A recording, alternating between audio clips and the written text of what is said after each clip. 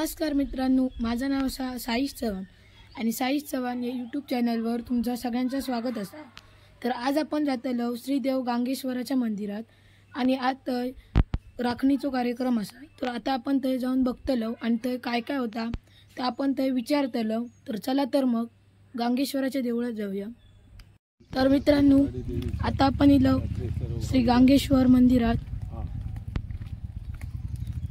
तर चला तर मग आता आतमध्ये जाऊया।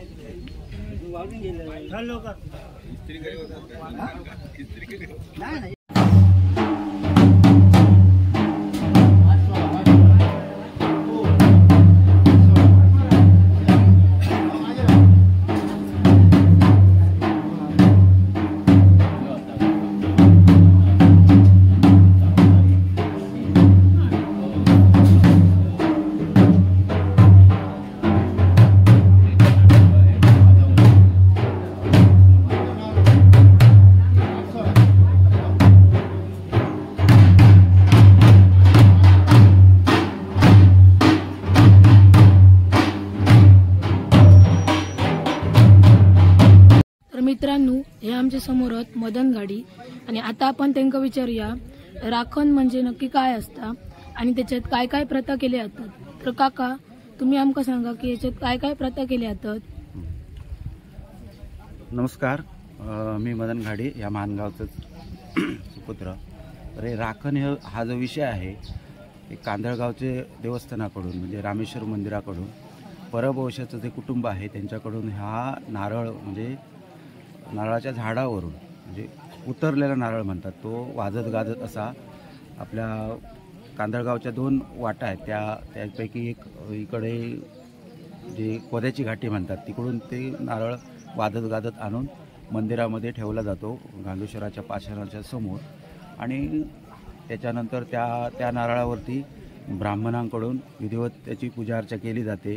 एकादशमी त्या फळावरती केली जाते आणि गाव मोठ म्हणजे कांदळगावचे जे रहिवासी आहेत ते गावचे लोक त्यांच्याकडून प्रत्येक घराकडून एक तांदळाची मूठ येते आणि त्या तांदळातून त्या दिवशी ब्राह्मणाकडून नैवेद्य केला जातो आणि त्याचाच महाप्रसाद तिथे देवाला अर्पण केला जातो। त्याच्यानंतर उर्वरित जो प्रसाद असतो तो आमच्या इकडची लोक करतात सगळ्या जनतेसाठी म्हणून। आणि त्याच्यानंतर इथे कौल लावला जातो की हा नारळ उचलून म्हणजे गांगेश्वर नारळ उचलून तो परभवशाच्या घराण्यामधील जो कोण कर्ता पुरुष असेल त्याच्या हातामध्ये तो देतो नारळ। तर ती प्रथा असते आणि देव आपल्यानंतर गांगेश्वर आपल्या इथे गावचे जे दैवत आहेत राजवीरचा वाटा, त्याच्यानंतर मांडावरती चौराई आई यांच्या भेटीगाठी करून पुन्हा मंदिरात येऊन आल्याच्या नंतर तो नारळ दिला जातो। आणि राखणेचा नारळ ह्याचा अर्थ असा आहे की वर्षभर जे देवस्थान आहे आमचं कांदळगावचं तिथे सगळं बारावाडीचे जे कार्यक्रम आहेत, दसरा उत्सव म्हणा, रामनवमी, पुन्हा देव किल्ल्यावर जाणे, देव आंघोळीला जाणे, दहिकाला, हे जे काय सगळे वार्षिक उत्सव जे आहेत ते वार्षिक उत्सव किंवा होळी उत्सव हे सगळे तिथे साजरे केले जातात कांदळगावमध्ये। आणि ते सगळे उत्सव सुरक्षिततेने पार पाडण्यात येण्यासाठी गांगेश्वराकडून तो एक नारळ श्रीफळ घेऊन गेले जातात तिथे कांदळगावमध्ये। आणि आज तो नारळ तिथे गेल्याच्या नंतर घटस्थापनेला त्याची पूजा केली जाते 9 दिवस आणि त्याच्यानंतर दसरा उत्सवाची पहिली सुरुवात त्या नारळाने होते। अशा प्रकारचं ते राखणेचं म्हणजे वर्षभर राखण रखवाली करण्याचं ते कार्य त्या नारळाकडून केलं जातं असं आहे। आणि त्याला मानाचाही पण नारळ बोलला जातो। बरोबर आहे, तो मानाचा नारळ, कारण तो तिकडे जाण्याचा मानच त्यांचा आहे, इकडून घेऊन जाण्याचा पण आहे आणि इकडून देण्याचा पण मान पण आहे। ते अशा स्वरूपाचं एक छोटे गाणे मी बोललेलो आहे। तर या माझ्या सांगण्यावर जर काय 19-20 म्हणजे काय असं साधारणतः काहीतरी चुकीचं वाटलं असेल तर क्षमा असावी। आणि असाच हा परंपरेचा जो कार्यक्रम आहे राखणेचा तो बघितलात आता मंदिरात पण आमच्या भरपूर गर्दी आहे। आणि आता थोड्याच वेळात गांगेश्वर आपला इतर देवतांना भेटण्यासाठी जाणार, त्याच्यानंतर नारळ तो दिला जाणार आहे। तर काय चुकाप्रत असेल तर मी माफी मागतो पुन्हा आणि क्षमा असावी। हा कार्यक्रम किती दिवस असतो? आजच सकाळपासून दिवस. म्हणजे एकच दिवस सकाळी 11 वाजल्यापासून आता नारळ तो उचलून दिला की कार्यक्रमाची इथे सांगता झाली. तो वाजत गाजत आता कांदळगाव पोच जाणार तिकडे सातेरीच्या मंदिरामध्ये.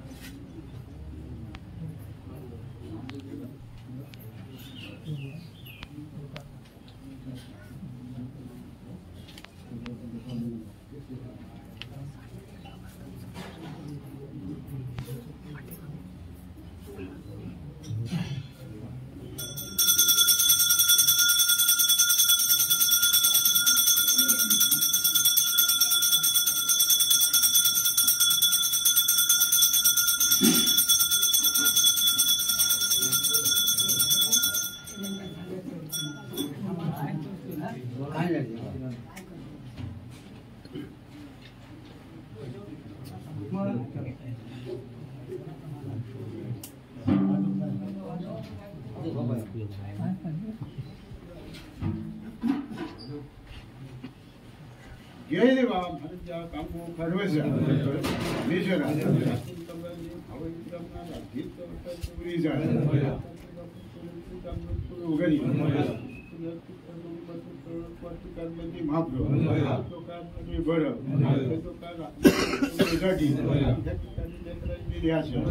तुझ्या पासनावर लोक वाढीपार करूचो